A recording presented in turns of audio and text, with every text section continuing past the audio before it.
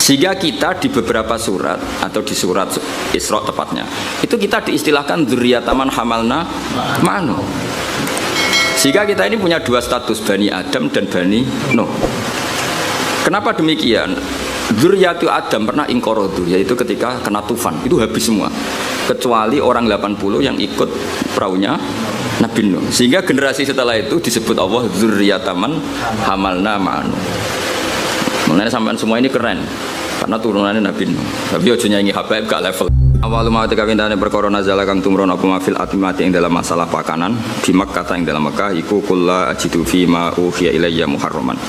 Wa bil Madinah ing dalam Madinah innama harrama alaikum maitah. Ini ku ayat innama harrama alaikum maitah.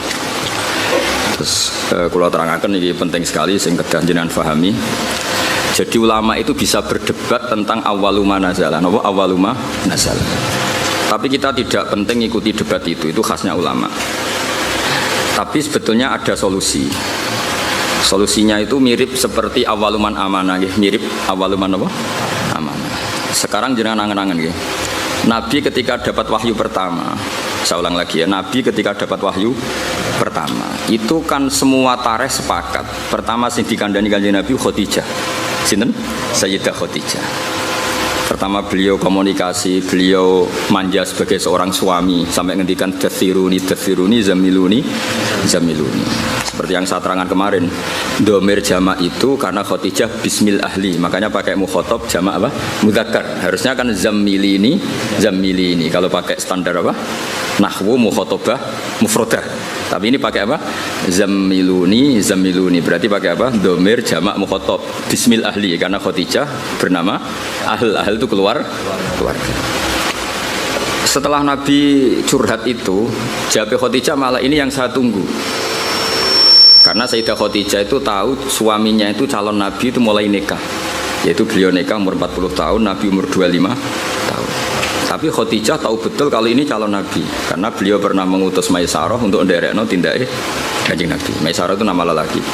Sehingga mukjizatnya Nabi sudah kelihatan. Kalau boleh dibahasakan mukjizatnya Nabi sudah apa? Lalu ketika pertama diceritani Nabi ketemu malaikat di Gua Hira, normalnya awaluman amanah itu Khadijah.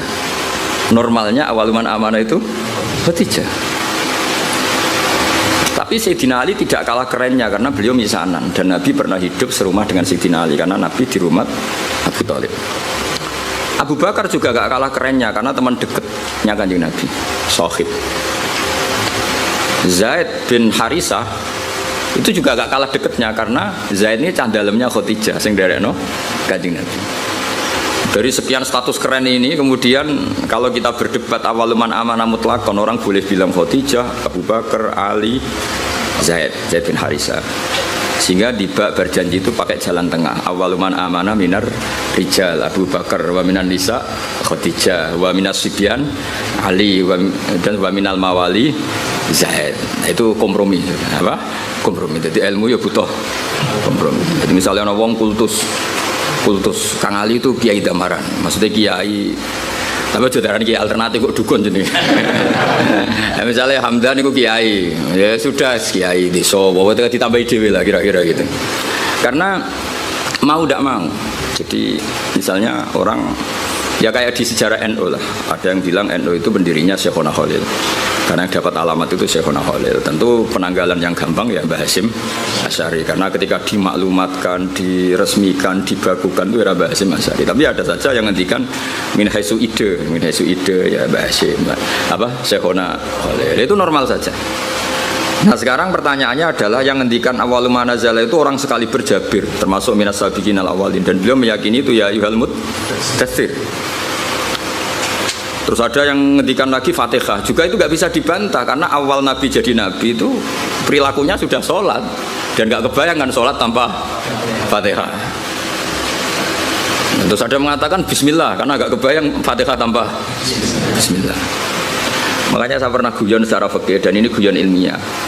Fikih itu ya bisa digugat, nah nuruti cangkem elek itu digugat. Coba awalul arkan itu apa coba kamu bilang? Takbir apa niat apa qiyam? Ayo coba. Kowe nek salat ngadeg sik apa niat sik? Ngadeg riyen. Tapi kalau ngadeg kamu hitung awalul arkan itu jelas goblok. Karena kecelok ngadeg salat sakwise niat. Nah orang niat jenenge ngadeg olahraga atau ngadeg biasa atau ngadeg siaga, tapi tetap reso darani ngadeg sebagai rukune salat. Berarti dhisik iki. Ya, saiki misale ki niat lungguh terus lagi ngadeg sah. Ya rasa kan? Karena niat ini kecelok niat nak dibarengi awalul arkan. Mergo sing darani niat kok dusek muktaronan bi fi'lihi. Dadi kan niat tok kok ora ditopang ngadeg, ya ora dadi niat. Ayo terus dhisik. Nah, barang itu menjadi kriminal yang baru. Bagaimana urutan rukun kemudian kamu katakan bareng. Ya ora ya enak goblok gak mikir iku. Cara kula yes.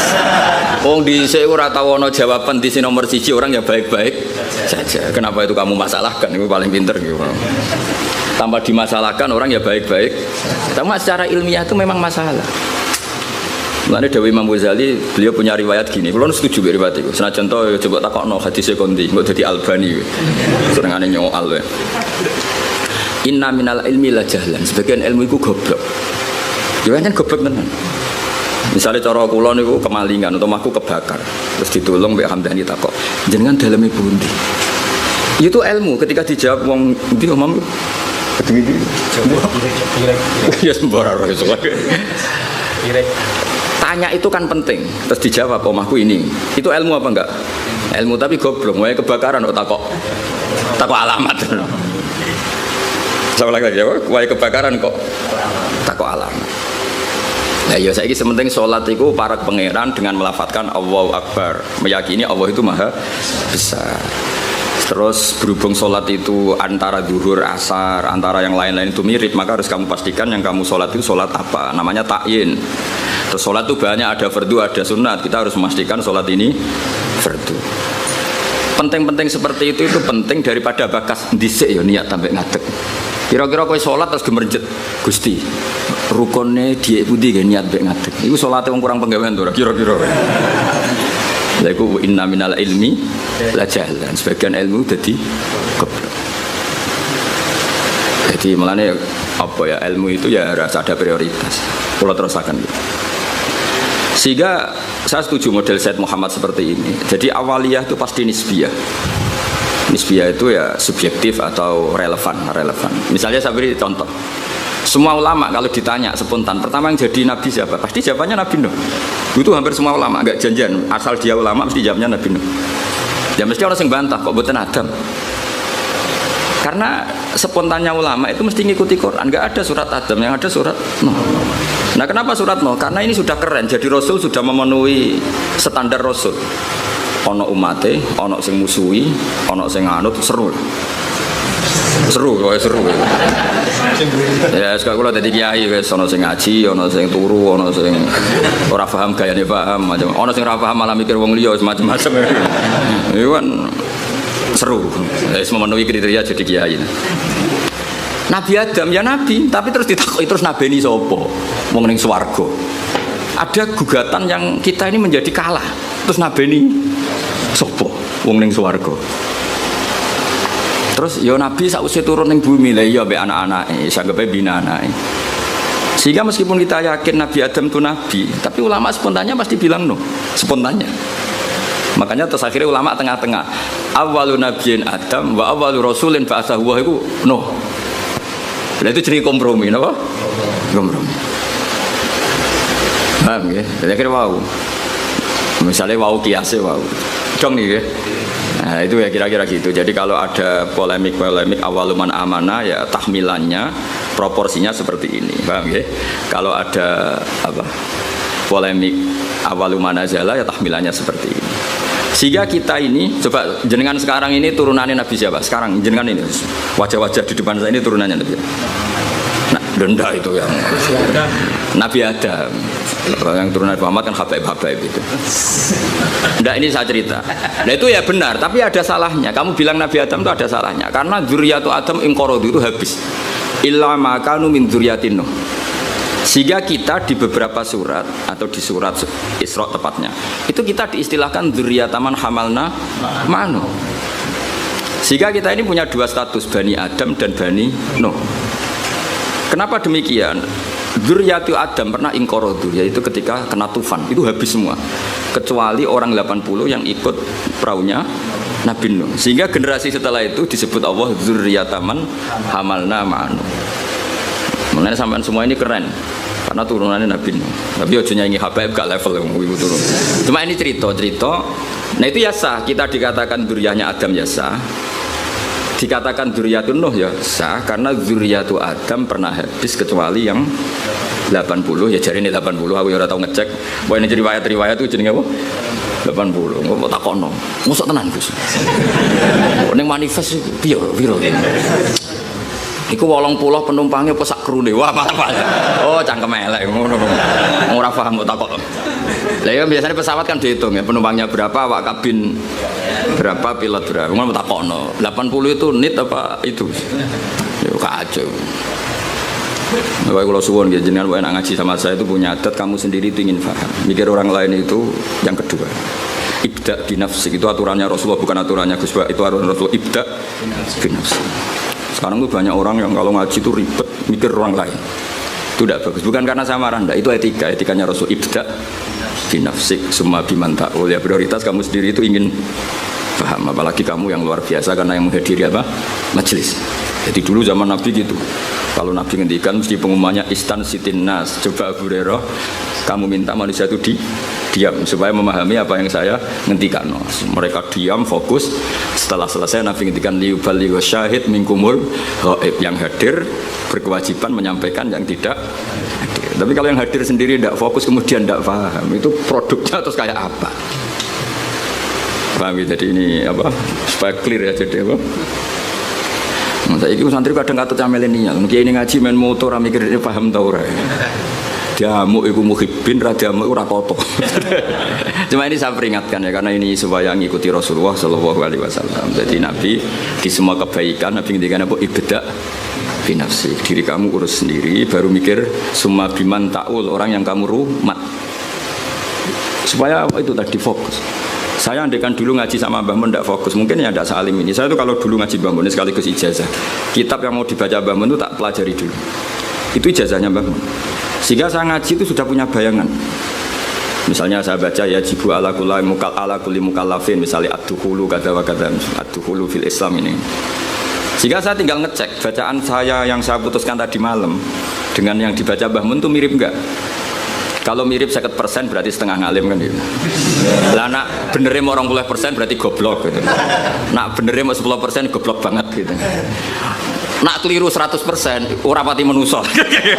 Mosok goblok kok nganti gitu itu. Tapi nak bener 90% wis ketok santri kan wajar tetap kacek 10% mbek guru. Nak persis malah sawangane kok saingan. Jadi semuanya. Sehingga saya itu pede. Ketika saya kecelok orang alim itu pede saya karena saya berkali-kali baca kitab yang saya putuskan itu mirip bacaannya Mbah Mun. Sehingga saya baca kitab di mana-mana itu pede. Wong miripku sampai Mbah Mun itu saya ingin Hamdani ini kan enteng maksudnya itu. Dan ini sekaligus ijazah. Sekarang enggak, orang ngaji itu blank. Halamannya ora roh. Halamannya we ora roh bar sudah kok kotak kowe ngaji Gus Pak digo meneh. Terus kok ning majelis takok, halaman piro iku? Malah kadang ketemu kancane takok, "Saya kei nomor WA." Terus cocokan jenengan tiyang pundi terus kenalan. Iku ape ngaji apa golek kenalan? Iku kelakuane wong ngaji apa kelakuane wong multi level? Kok golek kanan kiri. Sehingga orang-orang alim dulu memang gitu. Makanya dulu ngaji itu korok itu alas syekh, murid yang baca di depan guru. Sehingga saya ketika Mbah Mun ngersakno saya baca itu ya pede, beberapa kali disuruh nyari takbir ya pede, percaya diri karena tadi. Tapi kalau kamu sendiri itu blank itu kosong. Terus kamu kan tidak tahu bacaan kamu benar apa salah. Tapi kalau kamu sudah ajari ngerti. Oh Mbah Mun baca ya jibu, ternyata kamu baca ya jubu. Kan ya kasus ya. Mbah Mun baca lam tarodaman, kamu baca lam tardiman, kan kacau ya, ini kan gak sambung. Tapi kalau benar semua, kamu kan boleh GR wes ngalim berarti. Bukan gaya, no? Gaya. Jadi jangan sampai kamu ngalami kiai yang seperti cerita-cerita kiai kuno itu. Ada kiai rapati alim ngorek, babun lawang. Muridnya orang sing tahu ngaji kiai liyo, Mbah kalau gadah kiai riyen nak maknani lawang, walang Mbah. Babun itu apa? Walang. Protes be santri ini, kalau gadah makna niku lawang Mbah. Lah iya walang sing ning lawang. Mergo isin napa? Lho kula nate krungu dhewe santri maca faman saroko albedota ing anduk. Mergo tulisane ya hamzah nun dal wawu kaf. Kiyaine guyu. Dadi ora ngamuk tapi guyu. Iya, jeng pancen tulisane anduk. Adal wedok ta iku endok. Endok ning makna vegan iku anduk.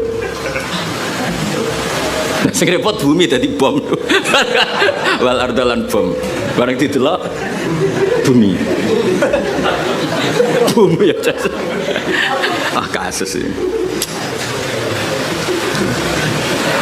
Di apa ya? Saya mohon lah. Makanya Quran tuh ngendikan innal fi dzalika ladzikra liman kana lahu qalbun aw alqasam'a wa huwa syahid. Jadi syaratnya ngaji itu alqasam'a. Cara Jawa itu ya menteleng ngrungokno. Wa huwa syahid, dia siaga. Syahid itu bersaksi.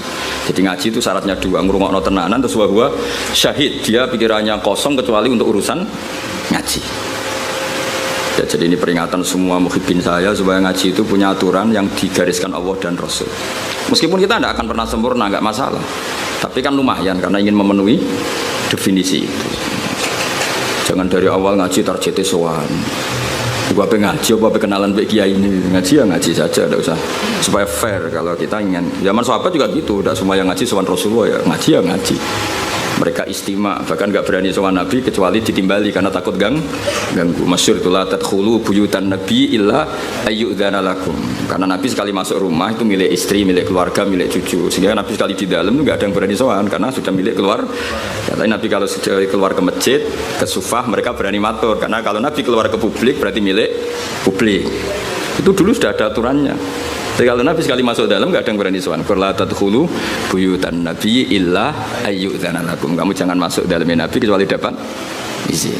Karena tidak fair kan Nabi di pondok mulang bareng yang dalam lagi ketemu Said Hasan Husain, ketemu Sayyidah Fatimah terus assalamualaikum. Kadang lagi dahar assalamualaikum, bayangkan. Lah aku rasanya dadi kiai Kang, dadi aku berak protes. Ngaji rong jam kesel mulai. Lagi mangan sak puluhan assalamualaikum, coba bayangkan. Lah anak kiai ini salisil bal ora pusing. Lagi piring jeding. Assalamu. Padahal ngempete pas ngaji wis dimpet. Mlebu dalam lagi piring jeding. Assalamualaikum. Makanya orang itu harus punya etika lah. Aturan lah, supaya jelas. Bukan apa-apa, karena ini sunnah Rasulullah yang menurut saya sangat rasional. Jadi ngenakno lah. Kiainya kalau ngaji di publik ya fokus. Ketika di dalam ya milik keluarga. Jadi keluarga gak komplain karena punya hak, punya Nabi. Ya, publik ya gak komplain karena ya memberikan waktu untuk publik. Ya taruh saja misalnya saya pas ngaji begini kok bojoku kepengen blonjo kan orang ngarang jaluk duit karena ngergani pas ngaji. Kan juga gak fair keluarga sudah membiarkan kita fokus ngaji sementara kita pas sampai keluarga sampai ganggu, itu kan gak fair. Itu makanya Quran itu luar biasa. Makanya terusan ayat walau annahum sabaru hatta takhruja ilaihim lakana khairal lahum. Orang-orang yang sowan Nabi itu harusnya menunggu ketika Nabi keluar ke masjid. Lakana. Jadi walau annahum sabaru, seharusnya mereka itu sabar sampai Nabi yang keluar kepada mereka. Lakana khairul lahum, karena Nabi ketika keluar ke masjid ternyata Nabi sudah siap milik publik. Paham ya? Tapi kalau Nabi sudah di dalam, artinya Nabi milik istrinya, milik cucunya, milik keluarga. Dong ya gini, supaya apa ya? Sama-sama enak gitu. Apa? Sama-sama enak dan betapa aturan Islam di luar biasa. Kalau ini tidak saya terangkan, mungkin sama cara berpikir kok disowani angin. Mungkin aku sing goblok kok malah nyoal. Malah komplain gitu, lucu kan? Jadi ini luar biasa menurut saya, aturan Islam ini luar biasa. Jadi karena saya ngalami lah. Jadi supaya fair, ini bukan saya nuruti nafsu ngomong ini, enggak, sama sekali enggak. Nuruti betapa Islam telah mengatur kita sebaik mungkin. Nabi sekali di masjid itu orang tanya apa saja, sampai wong junub ya takok. Nabi, wow kalau ngumpuli bojo kula tapi ra iso inzal, kula kedah sepundi. Apa saja ditanyakan Nabi. Mulai wong di ijazah, kula utangi kathah ijazah sepundi Nabi. Mulai sing rapayu rabi nggih matur, sing kumpul bojone ra iso inzal ya matur. Ora iso inzal kowe ganteng bojo melek piye carane misalnya ya ora roh ora iso inzal coba takono sebabe apa Gus ora roh. Sing paling mungkin sebabe ya ora pati ayu. Sing paling mungkin. Utawa ayu pas bojomu merengut wis mbah lah ora roh pokoke. Lho itu araita ya Rasulullah kada wa kada walam yunzil. Zaman itu Nabi sempat jawab di periode Islam innamal ma minal ma. Jadi wajib apa? Ya seperti itu pernah ada periode innamal ma. Jadi wong wajib adus sunain Inzal. Kemudian itu menjadi mansuh, ketentuan itu dinasah, dibatalkan. Terus Nabi ngendikan idza jalasa baina syu'abi al-arba faqad wajabal huslu. Akhirnya di periode fikih sudah mujma'alah, hampir mujma'alah lah. Iltiqaul khitanan. Jadi bukan inzal tapi apa? Iltiqaul. Itu ya Nabi ditanya ketika di masjid. Jadi ketika di dalam ya sahabat yang punya etika terutama itu sudah tidak berani. Makanya disebut innal ladzina yunaduna kami wara'il hujurat aktsaruhum la yaqilun. Jadi orang-orang Badui nak sowan Nabi ning dalam masjid wotok-wotok. Assalamualaikum. Ya gua waca dhewe ayat aktsaruhum. Mbak ora pati iso terusno. Terus ada aturan walau annahum sabaru hatta takhruja ilaihim lakana khairal lahum. Jadi Nabi itu punya jam keluar ke masjid. Terus beliau biasanya duduk-duduk di teras masjid di sufa. Kemudian beliau tanya, "Ara'aitum kadza wa kadza?" Terus sahabat ada yang tanya, "Ya Rasulullah, saya punya masalah ini, saya punya iskal fikih ini." Nah, sing sugih-sugih takoke keren, paling keren ya takokane wong sugih. Kulo nu tiyang sugih Nabi, dhuwit kula kathah, sing perlu tak kei izin. Nah, iku nek ana sahabat, ana wong kudus ngono ya keren. Lha disebut yasalunaka madza yunfikun. Nah, wong saiki gak takok kiai carane sugih, ngono kon barokah. Wong kiai dhewe ra sugih takoki carane sugih, malah ngenes to kiai ini. Lu kiai ini dhewe ra sugih kok takoki carane. Malah ngenes to kiai ini. Tapi dhisik sahabat ku nak duwe akeh takok. Yasalunaka madza yunfikun. Kulo duwe kula kathah, kula kekno sinten. Terus kulma anfaqtum min khairin falil walidin. Nabi itu orang yang sangat jujur. Nak duwe meluweh yo prioritasé wong tuamu, kerabatmu. Cara kowe dadi kiai ini, gurumu. Alhamdulillahirabbil alamin. Kita sudah dengarkan bersama-sama penjelasan Gus Baha tentang apa yang lagi rame, yang lagi marak diributkan, yaitu nasab Nabi Muhammad SAW. Kita harus berhati-hati. Semoga setelah kita mendengarkan kajian ini kita bisa menyimpulkan apa yang disampaikan oleh Kiai Haji Ahmad Baiudin Nur Salim atau Gus Baha, bisa menambah ilmu dan wawasan kita tentang beragama sosial yang lebih baik lagi. Terima kasih. Kami segenap admin, jika ada salah kata dalam isi video kami mohon maaf yang sebesar-besarnya. Oke saudaraku, terima kasih atas supportnya. Mudah-mudahan kita semuanya dilimpahkan rezekinya, diberikan kesehatan, dimudahkan segala urusan kita di dunia, dan kita selalu istiqomah dalam menjalankan ibadah agar kita bisa selamat di dunia dan di akhirat. Amin amin ya rabbal alamin. Terima kasih. Bila berkenan, yang baru bergabung bisa like, subscribe dan komen, dan nyalakan lonceng notifikasinya agar kita bisa tetap bertemu lagi ngaji bareng golek ilmu. Terima kasih saudaraku semuanya, sampai bertemu di video berikutnya. Assalamualaikum warahmatullahi wabarakatuh.